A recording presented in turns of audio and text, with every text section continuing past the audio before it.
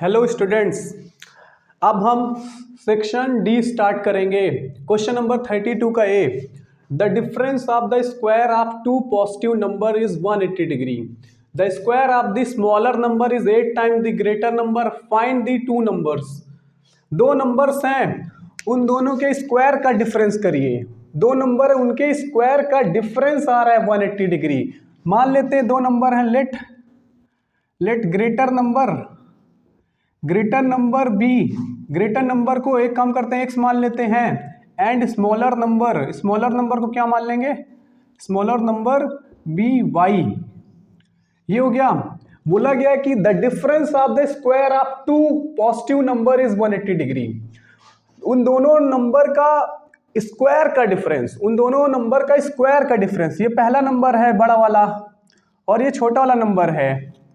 इन दोनों का स्क्वायर का डिफरेंस मतलब होता है सबट्रैक्ट करना। इन दोनों का स्क्वायर का जो अंतर है वो 180 के बराबर है, तो इज इक्वल टू 180 डिग्री हो जाएगा। ये फर्स्ट इक्वेशन तैयार हो गई, ये फर्स्ट इक्वेशन है। फिर क्या है, the square of the smaller number is 8 time the greater number. मतलब जो स्मॉलर नंबर है ना, स्मॉलर नंबर उसका स्क्वायर कर दीजिए। The square of the smaller number, square कर दिया, ले लीजिए। Square of the smaller number is 8 times the greater number. Greater number क्या है, ग्रेटर नंबर x है। इन दोनों में जो इस स्मॉलर नंबर का स्क्वायर है ना, ये 8 टाइम्स है इससे, ये 8 टाइम्स है इससे। तो हमें इक्वेशन बनानी, हमें बैलेंस करना है। बैलेंस मतलब जैसे तराजू में बैलेंस नहीं कर रहता है, दोनों पैन में बराबर करना रहता है। सिमिलरली यहाँ पर इक्वेशन बनाते समय भी दोनों पैन को, LHS वाला पैन और ये RHS वाला पैन को बराबर करना है। तो ये 8 टाइम है ना, स्मॉलर नंबर के स्क्वायर ये 8 टाइम है इससे, हमें दोनों को बैलेंस करना है। ये 8 टाइम है तो हम इसको 8 टाइम कर देंगे ताकि बैलेंस हो जाए। 8 टाइम हम इसको कर दिए, 8 टाइम मतलब 8 गुना कर दिए, 8 से मल्टीप्लाई मतलब कर दिए। तो यहाँ पर देखिए दोनों बैलेंस हो गए ना, इक्वेशन तैयार हो गई। या फिर आप ऐसे समझ सकते हो, the square of the smaller number, square of the smaller number is मतलब इक्वल 8 टाइम्स मतलब 8 into the greater number means x। तो ऐसे इक्वेशन बन जाएगी, दूसरी इक्वेशन हो गई।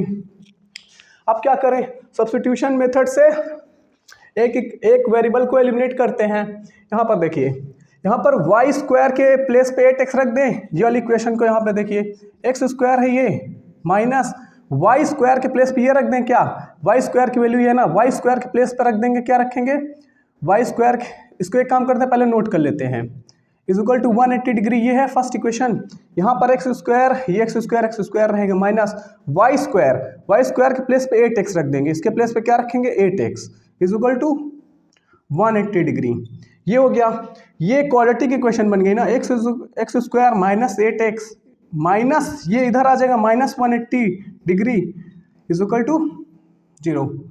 तो माइनस 180 इज इक्वल टू 0, ये क्वाड्रेटिक इक्वेशन बन गई ना। क्वाड्रेटिक इक्वेशन को कैसे सॉल्व करते हैं, क्वाड्रेटिक इक्वेशन इस फॉर्म की होती ना, X square plus B x plus C is equal to 0, ये क्वाड्रेटिक इक्वेशन होती है। इसको कैसे सॉल्व करते हैं, इसको चाहे तो स्प्लिट द मिडिल टर्म से कर देते हैं। चलिए स्प्लिट द मिडिल टर्म से पहले करते हैं। X square minus 8x minus 180 degree is equal to 0 है। अब देखिए split the middle term method याद है ना, ये जो एक्स स्क्वायर कोफिशिएंट होता है इसको इससे मल्टीप्लाई करेंगे, कितना आएगा, इसमें आ जाएगा माइनस 180। कितना आ जाएगा माइनस 180, माइनस 180 को ब्रेक करेंगे, ठीक। तो माइनस 180 है ना, तो 18 10 जगह कर देते हैं, 18 10 जब 180 होता है। तो ये हो गया। अब हमें मिडिल टर्म चाहिए, इन दोनों को ऐड करने पे या फिर सब्ट्रैक्ट करने में मिडिल टर्म आना चाहिए। तो हम एक काम करते हैं, यहाँ पे माइनस ले लेते हैं, यहाँ पे प्लस ले लेते हैं, ग्रेटर नंबर को माइनस में लेते हैं क्योंकि यहाँ पर माइनस में है। तो इन दोनों को अगर ऐड करेंगे हम तो यही माइनस 8x आएगा। तो यहाँ पर x लगा देते हैं, यहाँ पर x लगा देते हैं। अब मिडिल टर्म के प्लेस पे ना इन दोनों को लिख देंगे, एक्स स्क्वायर के प्लेस पे एक्स स्क्वायर रख देंगे, माइनस 8x के प्लेस पे, 8x प्लेस पे लिखेंगे माइनस 18x प्लस 10x लिख देंगे। ये देखिए, और माइनस के प्लेस पे माइनस 180 के प्लेस पे 180 इज इक्वल टू 0। ये हुआ। ये देखिए हमने क्या किया, मिडिल टर्म के प्लेस पे ये दो चीज रख दिया, ये दो चीज, ठीक। इसी वजह से इसको बोला जाता है स्प्लिट द मिडिल टर्म, क्योंकि हमने मिडिल टर्म को स्प्लिट किया, दो टुकड़े में तोड़ दिया। अब देखिए यहाँ से x कॉमन ले लीजिए, x कॉमन हो गया, x कॉमन ले लेंगे, यहाँ से x कॉमन लेने का मतलब होता है x से डिवाइड कर दीजिए इन दोनों को, इसको x से डिवाइड करेंगे तो x बचेगा, माइनस इसको 1 से डिवाइड करेंगे 18 बचेगा। यहाँ पर 10 कॉमन ले लीजिए, 10 कॉमन लेने का मतलब इसको 10 से डिवाइड कर दीजिए दोनों को। यहाँ पर 10 कॉमन ले लेंगे तो यहाँ पर x बचेगा माइनस इसको 10 से डिवाइड करेंगे तो 18 बचेगा इज इक्वल टू 0। अब तो गौर से देखिए x माइनस 18 इधर भी x माइनस 18 दोनों जगह है ना, तो x माइनस 18 कॉमन हो जाएगा बाहर, x माइनस 18 कॉमन हो गया। अंदर क्या बचा, ये x बचा और ये प्लस 10 बचा, x बचा और प्लस 10 इज इक्वल टू 0। अब देखिए यहाँ पर दो चीज़ का प्रोडक्ट 0 आ रहा है ना, इसका मतलब दोनों को 0 लेना पड़ेगा। ठीक, तो एक बार x माइनस 18 को 0 ले लेंगे, एक बार x प्लस 10 को 0 ले लेंगे, यहाँ से 18 उधर चला जाएगा तो हो जाएगा प्लस 18, तो x की वैल्यू 18 आ गई। यहाँ से ये 10 उधर भेज देंगे तो माइनस 10 हो जाएगा, तो यहाँ से माइनस 10 वैल्यू आ गई। यहाँ पर आप देख सकते हैं कि 2x की वैल्यू आई है, लेकिन बोला गया कि x और y जो है ना दो पॉजिटिव नंबर है, ये लिखा हुआ है दोनों पॉजिटिव नंबर है ना, तो ये पॉजिटिव नंबर है x, तो इसको ये वाली वैल्यू नहीं ले सकती है, तो निगेटिव है ना, तो नॉट पॉसिबल हो जाएगी ये वैल्यू, क्योंकि दोनों पॉजिटिव है, तो ये तो पॉजिटिव नहीं है ना, इस वजह से इसको नहीं लेंगे, तो ये हमारी एक वैल्यू आ जाएगी, एक नंबर आ गया। उसके बाद अब देखिए यहाँ पर x अभी आया है, y कैसे निकलेगा, ये इक्वेशन याद है, ये equation y is equal to 8x है ये, तो y स्क्वायर के प्लेस पे y स्क्वायर 8, x के प्लेस पे 18 रख दीजिए, तो y square is equal to 18 8 जा, इसको एक काम करते हैं मल्टीप्लाई नहीं करते हैं, ऐसे नोट कर लेंगे और इसको स्क्वायर को स्क्वायर रूट में भेज देंगे, ये ऐसे 8 into 18 y is equal to हो जाएगा, ये इसका प्राइम फैक्टराइजेशन कर लेते हैं 8 का, 2 इंटू 2 हो जाएगा, 9 का 18 का प्राइम फैक्टराइजेशन क्या हो जाएगा 2 इंटू 3 ये हो गया, ये बाहर आ जाएगा, ये बाहर आ जाएगा, ये बाहर आ जाएगा, y की वैल्यू क्या हो जाएगी 2 इंटू 3, तो y की वैल्यू हो जाएगी 4 3 12, तो y की वैल्यू 4 3 12 आ गई। देखिए यहाँ पर ग्रेटर नंबर क्या है x है, तो ग्रेटर नंबर क्या हो जाएगा, ग्रेटर नंबर x है ना, ग्रेटर नंबर हो जाएगा, ग्रेटर नंबर x है मतलब हो जाएगा ये 18, और जो स्मॉलर नंबर है वो y है, स्मॉलर नंबर क्या हो जाएगा, स्मॉलर नंबर y है, तो वो 12 हो जाएगा। हम चाहते तो ये जो क्वाड्रेटिक इक्वेशन है ना, इसको क्वाड्रेटिक फॉर्मूला लगा करके भी इसको सॉल्व कर सकते थे, क्वाड्रेटिक फॉर्मूला लगा के सॉल्व कर दें क्या इसको, चलिए सॉल्व कर देते हैं यहाँ पर।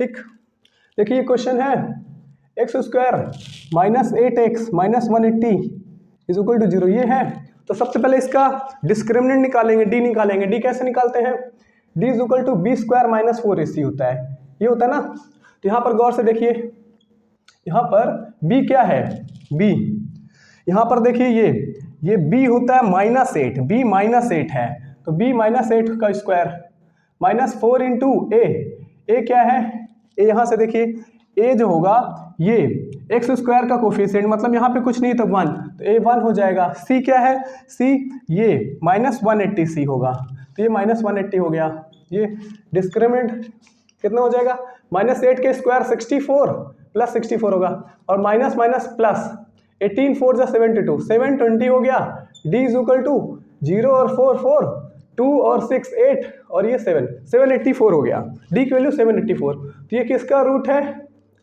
784, तो 625 जो होता है 25 का होता है, तो 26 का 27 28 8 जा 64, हाँ तो ये 28 का है, ये 28 का होगा, इसका आप चाहें तो प्राइम फैक्टराइजेशन कर लीजिए यहाँ पर 784 को, यहाँ पे 2 से कर 2 3 जा 2 9 जा 2 2 जा 2 1 जा 2 9 जा 18 2 6 जा, ये है 14 14 जा 14 14 जा 196, ये 14 बन जा, ये देखिए यहाँ पर इसको अगर ऐसे कर दें 784 कर देते हैं तो ये हो जाएगा 2 इंटू 14 इंटू 14, ऐसे प्राइम फैक्टराइजेशन कर दिया, इसको 14 को प्राइम नंबर नहीं तब भी ले लिए क्योंकि ये ऐसे दो पेयर बन जा रहे हैं, तो यहाँ पर रूट डी की वैल्यू क्या हो जाएगी 2 इंटू 14, ये 28 हो जाएगा, कितना आ गया रूट डी की वैल्यू 20 हो गई। अब x is equal to quadratic formula मालूम है ना, क्वाड्रेटिक फॉर्मूला क्या होता है, x is equal to minus b plus minus root d over 2a, ये होता है, तो x is equal to minus b कितना है, b है -8, तो माइनस ये वाला माइनस और b के प्लेस पे माइनस और 8, ये प्लस माइनस रूट डी कितना है, रूट डी ये है 28 अपॉन 2 इंटू ए कितना है, ए ये है, ए 1 है, कोफिशिएंट ऑफ एक्स स्क्वायर होता है ना ए, ये 1, यहाँ पर 1, तो एक्स इज इक्वल टू क्या हो जाएगा, माइनस माइनस प्लस, प्लस 8, यहाँ पे प्लस माइनस 28 अपॉन 2। अब एक बार पॉजिटिव वैल्यू ले लेंगे, एक बार निगेटिव वैल्यू ले लेंगे। यहाँ पे देखिए, एक बार यहाँ प्लस ले लेंगे तो एक्स इज इक्वल टू हो जाएगा प्लस 8 प्लस 28 अपॉन 2, ये हो गया। तो यहाँ पर देखिए 28 और 8 कितना हो जाएगा, 36 अपॉन 2 मतलब 18 हो जाएगा। तो ये 18 एक्स की वैल्यू एक आ गई, ये आ गई। दूसरी वाली कैसे आएगी, यहाँ पर निगेटिव लेंगे तो अगर यहाँ पर निगेटिव ले लेंगे तो एक्स इज इक्वल टू 8 है, अब की प्लस 28 नहीं लेंगे, यहाँ पे प्लस 28 लेते हैं, अब की बार माइनस 28 लेंगे upon 2। X is equal two plus minus minus होता है तो माइनस 20 अपॉन 2 हो जाएगा, माइनस 20 अपॉन 2, तो कैंसिल हो के माइनस 10, तो एक्स की वैल्यू माइनस 10 आएगी। ये देखिए, तो यहाँ पर भी देखिए वही आया था, एक्स की वैल्यू माइनस 10 आया था और यहाँ पर ये एक्स की वैल्यू 18, तो ये देखिए 18 और माइनस 10 देखा। तो आप इस क्वाड्रेटिक इक्वेशन को आप स्प्लिट द मिडिल टर्म से करना चाहेंगे कि बाय यूजिंग क्वाड्रेटिक फॉर्मूला से करना चाहेंगे, कमेंट करके जरूर बताइए।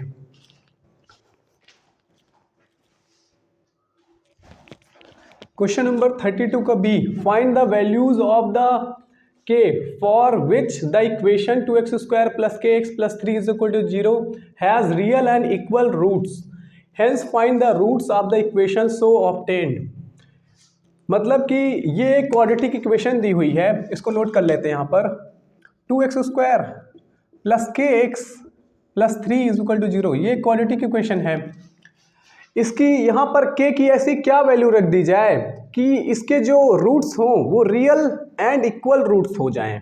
तो यहाँ पर k की ऐसी क्या वैल्यू रख दी जाए कि जो इसके रूट्स हैं, दो रूट्स होते हैं ना, अल्फा और बीटा, मतलब x की वैल्यू 2 आती है इसकी ना क्वाड्रेटिक इक्वेशन में, एट मोस्ट 2 जीरोज होते हैं ना, 2 रूट्स होते हैं। तो यहाँ पर k की ऐसी क्या वैल्यू रख दी जाए कि दोनों रूट्स हैं वो इक्वल रहें और रियल नंबर में रहें। तो इसकी कंडीशन याद है, क्या होता है रियल एंड इक्वल रूट्स की, तो देखिए डी मतलब डिस्क्रिमिनेंट होता है, बी स्क्वायर माइनस 4ac है ये डी की वैल्यू।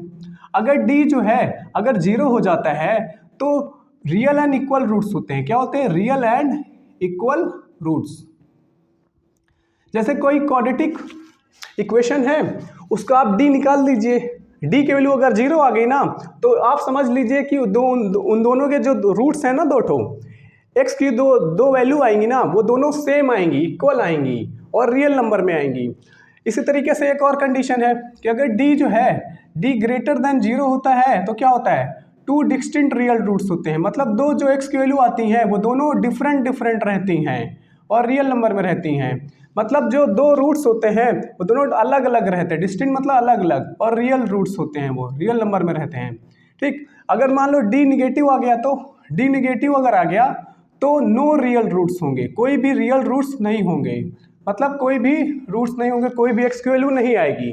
अगर डी 0 आ गया तो डी लेस देन 0 आ गया तो कोई भी एक्स की वैल्यू नहीं आएगी, मतलब इमेजिनरी रूट्स होंगे, कोई भी रियल रूट्स नहीं होंगे, इसको इमेजिनरी रूट्स भी बोल सकते हैं। तो ये 3 चीज़ याद रखिए। तो यहाँ पर ये वाली कंडीशन लगेगी रियल एंड इक्वल रूट्स, तो ये कंडीशन लगेगी ना, d is equal to b square minus 4ac is equal to 0। तो रियल एंड इक्वल रूट्स के लिए ये कंडीशन होती है, ये वाली कंडीशन लगा देता हूँ। यहाँ पर देखिए क्वाड्रेटिक इक्वेशन इस फॉर्म की होती है, x square plus B x plus C is equal to 0। तो यहाँ पर देखिए ए का काम 2 कर रहा है ना, तो डी निकालता हूँ, डी क्या होता है, बी स्क्वायर माइनस 4ac होता है। तो डी क्या है, बी क्या, बी है के होगा ना, कोफिशिएंट ऑफ एक्स जो होता है वही बी होता है, माइनस 4 इंटू ए क्या है, ए 2 हो जाएगा, और इंटू सी क्या है, सी हो जाएगा 3, ये डी हो जाएगा के स्क्वायर माइनस 4 2 जो 8 3 24, तो ये 24 हो गया। अब देखिए यहाँ पर ये जो डी है ना ये 0 आना चाहिए, अगर डी 0 आएगा ना तभी रियल एंड इक्वल रूट्स होंगे। अब देखिए क्या होगा, के स्क्वायर को अकेला कर लेंगे, ये 24 उधर ट्रांसपोज होकर चला जाएगा, प्लस 24 हो जाएगा, तो के की 2 वैल्यू आ जाएंगी। यहाँ पर रूट 24 हो गया। अब इसको प्राइम फैक्टराइजेशन कर लेते हैं। रूट 24 कितना होता है, इसका प्राइम फैक्टराइजेशन होगा 2 इंटू 2 इंटू 3, क्योंकि 8 3 जो 24 होता है ना, तो यहाँ से ये बाहर आ जाएगा, तो के की वैल्यू हो जाएगी 2√6। ये 2 बाहर आ जाएगा, √6 अंदर रह जाएगा। तो यहाँ पर 2 वैल्यू लेते हैं, प्लस माइनस 2√6 होगा। तो k की 2 वैल्यू आ गई। तो अगर आप k की वैल्यू 2√6 रखोगे ना, तो इसका जो d आएगा ना, d 0 आएगा, तब रियल एंड इक्वल रूट्स होंगे। या फिर आप k की वैल्यू -2√6 रखोगे ना, तब भी ये जो इक्वेशन है इसका d 0 आएगा, मतलब डिस्क्रिमिनेंट की वैल्यू 0 आएगी, तब ये रियल एंड इक्वल रूट्स हो जाएगा। ठीक है, तो एक काम करते हैं, इसके बाद क्या करना है, हेंस इसके बाद जो भी इक्वेशन बनेगी उसके रूट्स भी ऑब्टेन करने हैं। तो इक्वेशन अब क्या बन जाएगी, अभी इक्वेशन क्या थी, 2x² प्लस kx प्लस 3 = 0 ये थी। यहाँ पर k की वैल्यू अगर रख देंगे, k की वैल्यू क्या आई है, प्लस माइनस 2√6 आई है। ये अगर रख देंगे तो ये हमारी क्वाड्रेटिक इक्वेशन बन जाएगी। यहाँ पर 2 क्वाड्रेटिक इक्वेशन है, कह दीजिए कैसे, एक बार प्लस लेंगे यहाँ पर तो एक क्वाड्रेटिक इक्वेशन बनेगी, एक बार यहाँ पे माइनस लेंगे तो एक और क्वाड्रेटिक इक्वेशन बनेगी ना। तो यहाँ से प्लस लेने पर जो क्वाड्रेटिक इक्वेशन बनेगी उसको लिख देता हूँ, 2x² प्लस ले रहा हूँ 2√6x प्लस 3 = 0, ये पहली क्वाड्रेटिक इक्वेशन है। दूसरी क्या बनेगी, 2x² माइनस 2√6x प्लस 3 = 0, दूसरी क्वाड्रेटिक इक्वेशन बनी है। इन दोनों के रूट्स निकालने हैं। ठीक, तो यहाँ से निकालते हैं, तो d निकाल के कर दें, डिस्क्रिमिनेंट निकाल के।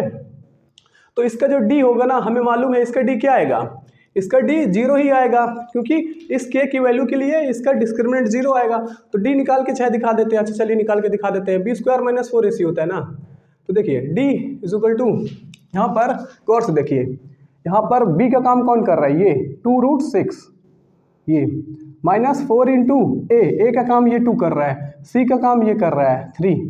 तो d हो जाएगा हमारा 2 का स्क्वायर 4 होता है और √6 का स्क्वायर 6 हो जाएगा, -4 2 = 8, 8 3 = 24, ये 24। तो ये देखिए 4 6 = 24, 24 - 24 0, 24 - 24 क्या हो जाएगा, 0। तो डिस्क्रिमिनेंट की वैल्यू 0 आ गई कि नहीं आ गई, इसकी डिस्क्रिमिनेंट की वैल्यू भी 0 आएगी। यहाँ पे डायरेक्ट लिख देता हूँ, d की वैल्यू 0 आएगी। अब क्वाड्रेटिक फॉर्मूला क्या होता है, लगा ले क्वाड्रेटिक फॉर्मूला होता है x = -b plus minus √d/2a, ये क्वाड्रेटिक फॉर्मूला होता है ना। अब देखिए x = -b कितना है, b ये 2√6 है, प्लस माइनस √d की वैल्यू क्या होगी, √0 ही होगा, अपॉन 2 × a की वैल्यू क्या होगी, a की वैल्यू ये 2 होगी। अब एक बार पॉजिटिव ले लेते हैं, एक बार निगेटिव ले लेते हैं, एक बार ये पॉजिटिव ले लेंगे, एक बार ये निगेटिव ले लेंगे। तो x की वैल्यू क्या आएगी, यहाँ से x = -2√6 प्लस 0/4, यहाँ पे क्या आएगी, x = -2√6 प्लस, नहीं माइनस की बात लेंगे, निगेटिव वैल्यू लेंगे, तो -0/4। यहाँ पे देखिए क्या आ जाएगी, 2√6/4, ये 2 कट जाएगा, तो आंसर आ गया √6/2। ये एक x की वैल्यू आ गई। यहाँ पर x की वैल्यू क्या आएगी, x = ये माइनस भी तो लगाना है, यहाँ पे ये माइनस भी है, ये माइनस। अब ये देखिए माइनस, ये 2 और 4 कैंसिल हो जाएगा, तो यहाँ पर हो जाएगा -√6/2। गौर से देखिए, ऑब्जर्व करिए, दोनों सेम वैल्यू आई है ना। जब भी याद रखिए, जब भी d 0 रहा करे ना, मतलब जो दोनों रूट्स होंगे, दोनों x की वैल्यू होंगी वो सेम होगी। ये अल्फा इसको बोलते हैं, इसको बीटा ना, ये अल्फा होता है, ये बीटा होता है। तो अल्फा और बीटा सेम रहता है, याद रखिएगा। जब भी d 0 होता है, ये d 0 होता है, तो दोनों जो क्वाड्रेटिक इक्वेशन के जीरोज होते हैं वो सेम होते हैं, इक्वल होते हैं, और रियल नंबर में तो रहेंगे ही। इस तरह इसका निकालते हैं। यहाँ पर गौर से देखिए, d 0 आ गया है, क्वाड्रेटिक फॉर्मूला लगा x = -b plus minus √d/2a, ये है। अब देखिए x = -b क्या है, 2 - 2√6 है, प्लस माइनस √d क्या है, 0/2 × a कितना है, a 2 है। तो ये हो जाएगा माइनस माइनस प्लस हो जाएगा, 2√6 प्लस 0 प्लस माइनस 0/4, दोनों रूट सेम आएंगे ना, तो यहाँ से डायरेक्ट कर देता हूँ, 2√6/4, तो ये कैंसिल होके ये हो जाएगा, x की वैल्यू क्या हो जाएगी, √6/2। तो ये हो गया हमारा आंसर। ये देखिए यहाँ पर जो दोनों रूट्स आए हैं वो दोनों ये √6/2 दो जीरोज होंगे, एक ही हो जाएगा। एक बार निगेटिव वैल्यू ले लेंगे तो यहाँ पर भी √6/2 होगा, दो, तो दोनों सेम है, इस वजह से एक बार लिखा था मैंने। अब देखिए ये इसके रूट्स हो गए, समझ गए हो कि नहीं।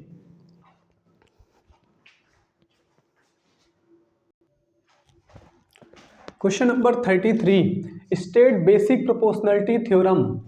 बेसिक प्रोपोर्शनलिटी थ्योरम को का स्टेटमेंट बताना है। स्टेटमेंट मैं यहाँ पे लिख दिया हूँ। स्टेटमेंट क्या होता है? If a line is drawn parallel to one side of a triangle. देखिए यहाँ पर मैं बना के समझा देता हूँ। If a line is drawn parallel to one side of a triangle, एक लाइन ड्रॉ करिए ट्राइंगल के एक साइड के पैरेलल। ये फर्स्ट साइड है ट्राइंगल का, first side. If a line is drawn parallel to one side of a triangle, एक line draw करिए फर्स्ट साइड के पैरेलल। ठीक, ये ड्रॉ कर दिया। If a line is drawn parallel to one side of a triangle, ये दोनों parallel draw कर दिया। To intersect the other two sides in the same ratio, बाकी ये दोनों साइड्स जो हैं उनको दो अलग अलग जगह पे इंटरसेक्ट करना चाहिए वो लाइन। ये देखिए, ये जो लाइन है ना, बाकी दो साइड को दो अलग अलग जगह पे इंटरसेक्ट कर रहा है। If a line is drawn parallel to one side, एक लाइन ड्रॉ करिए जो फर्स्ट साइड के पैरेलल हो और बाकी दो साइड को दो अलग अलग जगह पे इंटरसेक्ट कर रहा हो। Then the two sides are divided in the same ratio, तब ये जो दोनों साइड रहेंगी, ये जो अदर दो साइड हैं, ये सेम रेशियो में डिवाइड हो जाएंगी। मतलब this upon this is equal to हो जाएगा दिस अपॉन दिस। मतलब कि ये जो लाइन है, ये लाइन फर्स्ट साइड के पैरेलल है और बाकी ये दो साइड को दो अलग अलग जगह पे काट रही है। तो ये जो लाइन होगी इन दोनों साइड को सेम रेशियो में डिवाइड कर देगी। मतलब this upon this is equal to this upon this हो जाएगा। ये थ्योरम है। थ्योरम में गिवन क्या है कि लाइन पैरेलल है, अगर ये लाइन पैरेलल होगी तभी ये सेम रेशियो में डिवाइड होंगे। This upon this is equal to this upon this, तभी हो पाएगा ये। ठीक है, ये स्टेटमेंट हो गया। तो यही थ्योरम को यूज करके इस क्वेश्चन को करना है। In a quadrilateral ABCD, diagonals AC and BD intersect each other at O such that, यहाँ पे गिवन है कि AO upon BO is equal to CO upon DO। ये गिवन है। हमें प्रूफ क्या करना है? प्रूफ करना है कि ये ABCD इज अ ट्रेपेजियम। हमें प्रूफ यहाँ जो करना है, प्रूफ हमको यहाँ लिख देते हैं। प्रूफ करना है कि ABCD ट्रेपेजियम है। ABCD इज अ ट्रेपेजियम, ये हमें प्रूफ करना है। ABCD ट्रेपेजियम का मतलब आप समझ रहे हो? ABCD ट्रेपेजियम का मतलब होता है कि दोनों लाइन को पैरेलल करना। अगर दोनों लाइन पैरेलल हो गई, दोनों लाइन पैरेलल हो गई तो ABCD ट्रेपेजियम हो जाएगा। मतलब हमें AB को और CD को पैरेलल करना है। ये प्रूफ करना है और ये गिवन है। ये क्या है? ये गिवन है, ये गिवन। ठीक, अब देखिए कैसे शुरू करेंगे। यहाँ पर गिवन क्या है कि AO upon BO is equal to CO upon DO, ये गिवन है। तो हम एक काम करते हैं, AO upon BO is equal to AO upon, एक काम करते हैं CO को इधर भेज देते हैं और BO को उधर भेज देते हैं। इसको इधर भेज देंगे, इसको इधर, इसको इधर, इसको इधर, तो ये CO इधर आ जाएगा और यहाँ पर BO पहुँच जाएगा। बाकी DO ऐसे लिख देते हैं। कह दीजिए क्यों? क्योंकि यहाँ पर देखिए AO अपॉन CO होना चाहिए ना, AO अपॉन CO, और यहाँ पर BO अपॉन DO होना चाहिए, ऐसा होना चाहिए। ये फर्स्ट इक्वेशन, इसको मान लीजिए, इसको कर लेंगे ना, इसको इधर भेज दीजिए, इसको इधर भेज दीजिए, ये फर्स्ट इक्वेशन हो गई। अब देखिए यहाँ पर हमें इन दोनों लाइन को पैरेलल करना है ना, तो पैरेलल कैसे करेंगे? तो कंस्ट्रक्शन करना पड़ेगा यहाँ पर। तो पैरेलल करने का एक ही तरीका है कि जो ये बेसिक प्रोपोर्शनलिटी थ्योरम है, इसको थेल्स थ्योरम भी बोलते हैं। ये जो थेल्स थ्योरम है, ये थेल्स थ्योरम ये है कि अगर ये दोनों पैरेलल होता है तब ये सेम रेशियो में डिवाइड हो जाता है ना। तो इसका कन्वर्स ये है कि अगर ये दोनों का रेशियो सेम होगा, दिस अपॉन दिस और दिस अपॉन दिस सेम है, तो ये पैरेलल हो जाएगी। तो हमें दोनों को पैरेलल करना है, तो हम कन्वर्स ऑफ थेल्स थ्योरम लगाएंगे। क्या लगाएंगे? Converse of Thales theorem. तो यहाँ पर कैसे, यहाँ पर कंस्ट्रक्शन करना पड़ेगा। ये ऐसे कंस्ट्रक्ट कर दीजिए, इसको नाम दे दीजिए M। तो कंस्ट्रक्शन लिख दूं क्या? यहाँ पर लिख देता हूँ कंस्ट्रक्शन। कंस्ट्रक्शन क्या होगा? Draw MO parallel to, MO को पैरेलल ऐसे ड्रॉ करिए कि MO पैरेलल हो जाएगा AB के, हो जाए MO पैरेलल हो जाए AB के। ये कंस्ट्रक्शन कर दिया। अब देखिए यहाँ से गौर से देखिए, इन ट्रायंगल ADB में गौर से देखिए, ADB में ये दोनों लाइन पैरेलल हैं कि नहीं? दोनों लाइन ये दोनों लाइन पैरेलल हैं, पैरेलल का निशान लगा दिया, दोनों लाइन पैरेलल हैं। गौर से देखिए ADB में ADB में दोनों लाइन पैरेलल हैं, तो यहाँ पर मिड पॉइंट थ्योरम लग सकता है ना, क्योंकि अगर कोई ट्रायंगल है उसमें कोई भी एक साइड के पैरेलल कोई लाइन है, जैसे ये यहाँ पर दोनों पैरेलल है ना, तो यहाँ पर मिड पॉइंट थ्योरम नहीं, बेसिक प्रोपोर्शनलिटी थ्योरम लग सकता है ना। ये दोनों लाइन पैरेलल है तो यहाँ पर बेसिक प्रोपोर्शनलिटी थ्योरम लग जाएगा। तो इन ट्रायंगल ADB में देखिए, ADB में MO पैरेलल है AB के ना, क्यों दोनों पैरेलल, ये दोनों क्यों पैरेलल है? बाई कंस्ट्रक्शन की वजह से। ये देखिए कंस्ट्रक्शन हमने किया है, बाई कंस्ट्रक्शन की वजह से पैरेलल है। अगर ये दोनों पैरेलल होता तो क्या होता है? दिस अपॉन दिस और दिस अपॉन दिस बराबर होता है ना, तो यहाँ पर भी वही होगा, ये दोनों पैरेलल है ना, तो DM अपॉन AM हो जाएगा। तो बाई बेसिक प्रोपोर्शनलिटी थ्योरम, मतलब थेस थ्योरम भी बोलते हैं इसको, बाई बेसिक प्रोपोर्शनलिटी थ्योरम से क्या हो जाएगा? दोनों पैरेलल है ना, तो DM अपॉन AM हो जाएगा, DM upon AM is equal to DO upon BO हो जाएगा। क्या हो जाएगा? DO अपॉन BO, ये हो जाएगा। याद रखिएगा, जब भी कोई एक ट्रायंगल हो उसमें ये लाइन पैरेलल है, तो दिस अपॉन दिस और दिस अपॉन दिस ले सकते हैं, ठीक। ये हो गया बेसिक प्रोपोर्शनलिटी थ्योरम से। अब क्या करें यहाँ पर गौर से देखिए, यहाँ पे BO अपॉन DO हो तो इसको ऊपर भेज दीजिए, इसको नीचे भेज दीजिए, मतलब रेसिप्रोकल ऑन बोथ साइड कर दीजिए, दोनों तरफ रेसिप्रोकल कर देंगे, ये ऊपर चला जाएगा और ये नीचे आ जाएगा। तो ये AM upon DM is equal to BO upon DO, तो ये रेसिप्रोकल कर दिया मैंने। अब गौर से देखिए, यहाँ पर देखिए दोनों सेम है ना फर्स्ट इक्वेशन में, तो इसके प्लेस पे क्या रख देते हैं? इसके प्लेस पे रख देते हैं AO अपॉन CO। क्या रख देंगे? AO अपॉन ये रख देंगे, क्योंकि देखिए ये इसका ये BO अपॉन DO है, ये BO अपॉन DO है, दोनों सेम है ना, तो इसके प्लेस पे ये रख देंगे, इसके प्लेस पे AO अपॉन CO रख देंगे और इसको नोट कर लेंगे, इसको यहाँ पर नोट कर ले रहे हैं, AM अपॉन DM इसको नोट कर ले रहे हैं, ठीक, ये नोट कर लिया। अब गौर से देखिए, यहाँ पे देखिए क्या हो गया, AM अपॉन DM और AO अपॉन CO, ये तो इस साइड्स के, ये ट्रायंगल के साइड्स के रेशियो है। देखो सॉरी, ट्रायंगल के साइड के रेशियो नहीं है, ये ट्रायंगल गौर से देखिए, ये ट्रायंगल है, ये ट्रायंगल में दिस अपॉन दिस हो गया, AM अपॉन DM ये, और ये AO अपॉन CO हो गया ये। तो गौर से देखिए इन ट्रायंगल ADC में देखिए, ADC ट्रायंगल, ये ADC ट्रायंगल, ADC में गौर से देखिए, ADC में AM अपॉन DM और ये AO अपॉन CO बराबर है, इसको सेकंड इक्वेशन मान लेते हैं।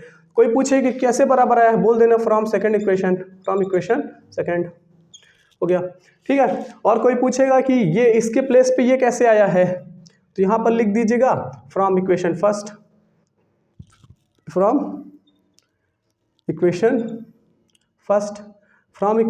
से हम ये दोनों को बराबर ले सकते हैं, इसके प्लेस पे ये रख सकते हैं, ये सेकंड इक्वेशन हो गई।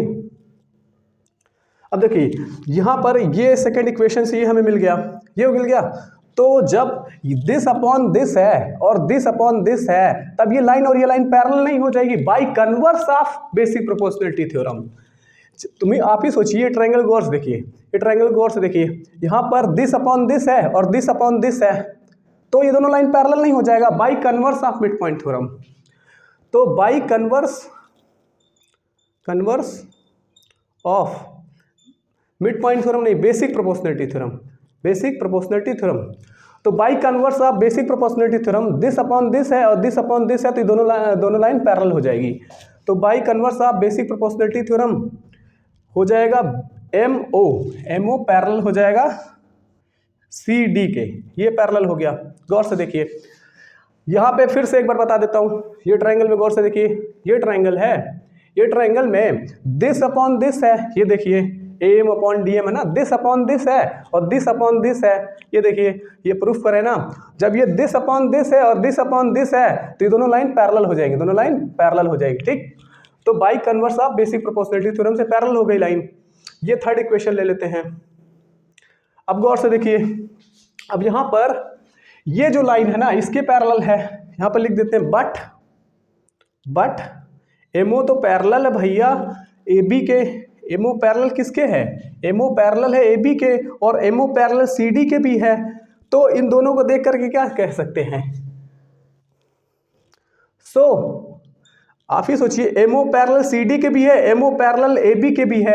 एमओ पैरेलल एबी के क्यों है, क्योंकि एमओ पैरेलल एबी किस लिए है, कंस्ट्रक्शन से, और एमओ पैरेलल सीडी के कैसे है, ये प्रूफ किया अभी bye converse of basic proportionality theorem से दोनों पैरेलल। आप ही सोचिए ये दोनों पैरेलल है कंस्ट्रक्शन से और ये दोनों पैरेलल हुए अभी प्रूफ किया, ये दोनों भी तो पैरेलल हो जाएंगे। तो इन दोनों को देख करके क्या कह सकते हैं कि ये जो एमओ है ना, ये पैरेलल होगा एबी के भी और ये पैरेलल होगा डीसी के भी, मतलब कि जो AB है ना वो पैरेलल हो जाएगा DC के, ठीक।